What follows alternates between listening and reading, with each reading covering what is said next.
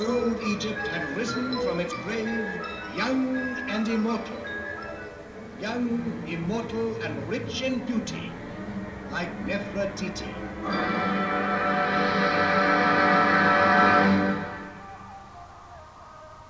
Unearthed from their deep silence, the papyri rustled with 100 voices.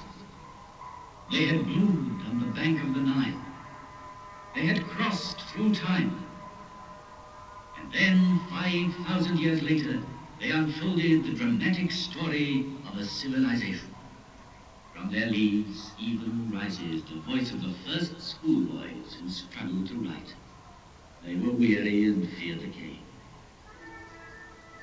Master, because you beat me, I have learnt my lesson.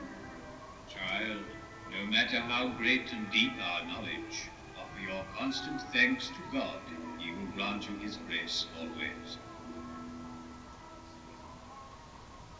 And learned men from the whole world in quest of this civilization stronger than sand and death were enthralled when, in maxims and proverbs, they found a wisdom as ancient as the pyramids, as eternally young.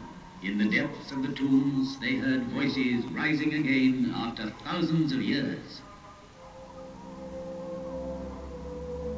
The plans of men never wholly succeed, but only what God has ordained. If you want to keep the friendship of people you visit as master, brother, or friend, beware of women. The room where they sit is full of ill feelings. Do not answer good by evil. Justice comes before strength. And historians were deeply moved, because so many centuries later they were reading, yes, love letters. What can be sweeter than walking in the fields before a man one loves?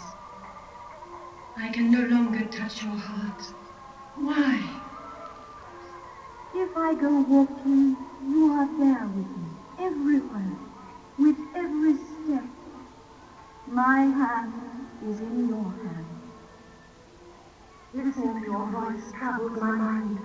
My whole life hangs on your lips. For me,